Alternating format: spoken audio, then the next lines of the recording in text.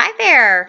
Thank you for joining us for Wee Week. This is video number 3, and this video is all about the G-spot. We are all G-spot 101 up in here, and we're probably going to have a lovely pug helper in a second. His mommy's not home to keep him reeled in. So here are some things, the main things that you need to know about the G-spot and the female body and how it's going to relate back and be benefited by the Wee Vibe. So first of all, you need to know there are 9 different types of orgasms the human body can experience, and the number 2 most powerful orgasm a woman can have is the G-spot orgasm. The one we are more familiar with is the clitoral orgasm, and that one lives down at a number 8 on that Richter scale. So traveling from an 8 up to a 2, there is a huge difference in the intensity of those orgasms. So if you're sitting there right now playing from home and are thinking, oh my gosh, I wonder if I've ever had a G-spot orgasm, then you have not had one. If you've had one, you are fully aware of it, as are several of your neighbors, and they high-fived you when you left for work the next day. So you've got that healthy glow. It's impossible to have a G-spot orgasm and not know. It is possible to have one and not know that it was a G-spot orgasm, but it's impossible to have one and not know the difference between a clitoral orgasm and a G-spot orgasm. So that is really, really important to know. In my opinion, I think everything dealing with the G-spot just proves that God has a sense of humor. The internal vaginal canal is curved and shaped pretty much like most penises are curved up. That's the shape inside of us. It's very similar. They match together. That's kind of how that whole thing happened. I guess humorous to some people thing about that is that the G-spot lives up here in a cul-de-sac away from the vaginal canal. So a normal shaped, possibly inexperienced penis is not going to just naturally go right for the G-spot. It's it's not natural. It's not in the natural rhythm or the canal trajectory where it would go.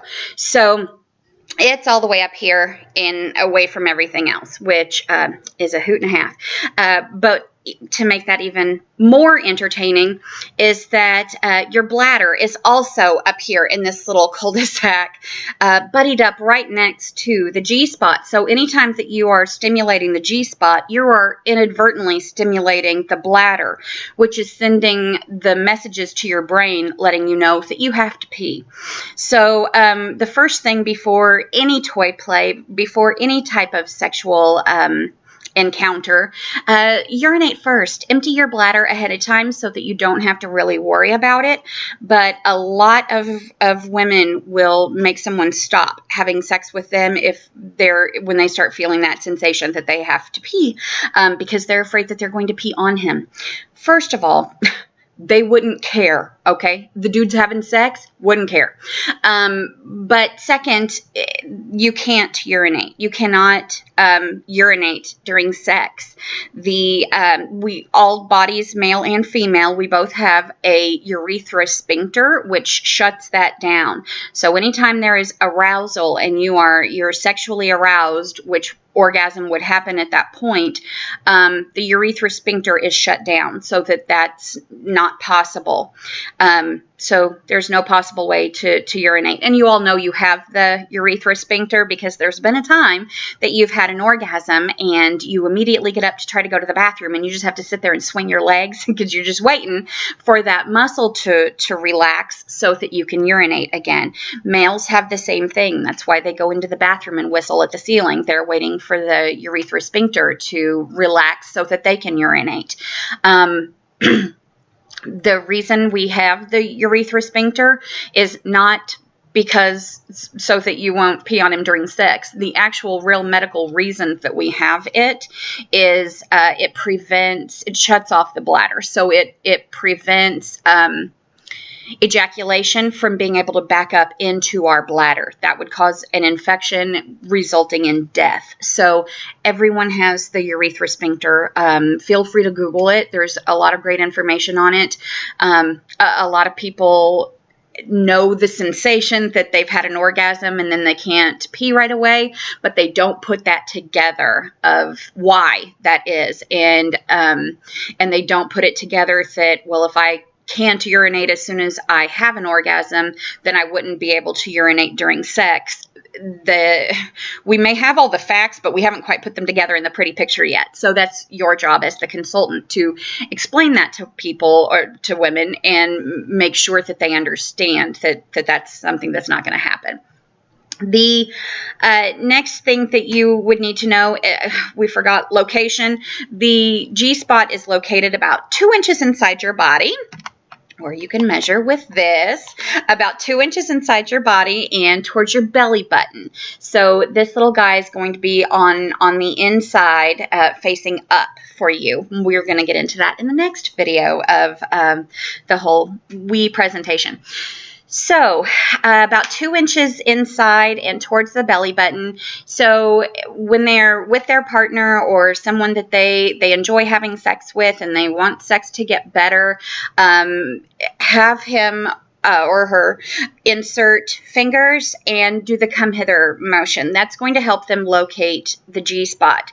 The G-spot is it has a different texture than everything else inside the body.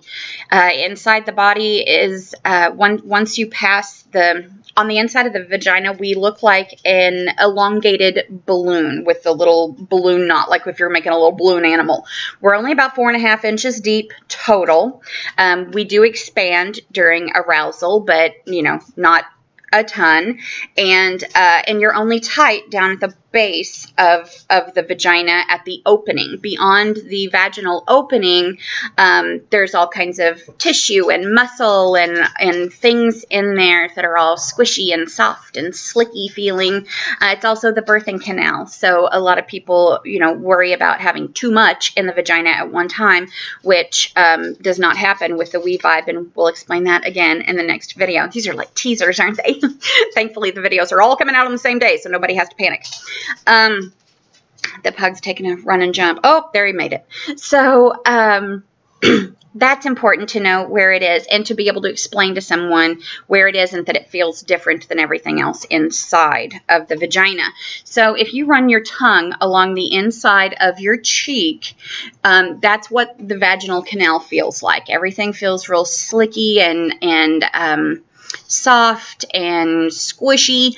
And if you run your tongue across the roof of your mouth, that is more the feeling that you'd have from the G-spot. Sometimes the G-spot feels spongy. Sometimes it feels more rigid, like the top of the roof of your mouth. I'm sure everyone's G-spot feels different than another person's. And typically the way you know that you're there is that pretty much the first time you touch it, you're going to have that sensation that you need to pee. So that's also like, that's how you know you're there. So the next thing you need to know, which also seems to concern a lot of women, and it shouldn't, so knowledge is power. The G-spot contains G-spot fluid, and that can change depending, every person's different from person to person.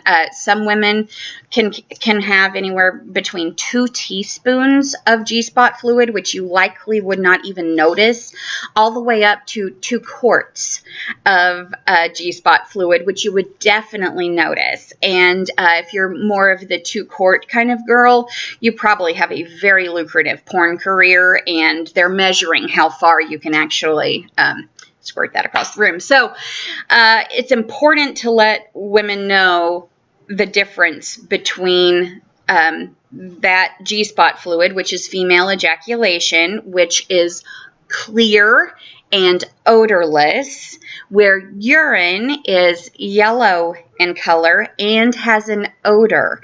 So a lot of people freak out that, you know, I peed all over the bed. No, you could have if you were like drunk and passed out, but if you were having sex, that's not urine. That's just female ejaculate, which is a wonderful thing and really a great thing to know that you have that and to explain that to other women. For some reason, we're being shamed over all kinds of things these days, and fat shaming and gender shaming and sexual orientation. And the newest one that I think is hysterical is the new panty shaming, where girls are taking a picture of their panties at the end of the day, and if it's completely clean, that's how you know that they're a clean girl. And I'm like, that's also how you know, baby, you gotta go to the clinic. She's not supposed to be dry and clean, and you shouldn't be wearing panties in the first place. Going commando is the healthiest way to a healthy vagina. The girl needs to breathe. Let her out. So, these are all other things that you may not necessarily need to know about the vagina right now. But this has all been G-Spot 101, and I shockingly did this in less than 12 and a half minutes this time. Woohoo! Only 11 minutes. So hope you enjoyed it. Hope you got something out of it. And stay tuned for the next video. See you soon. Bye-bye.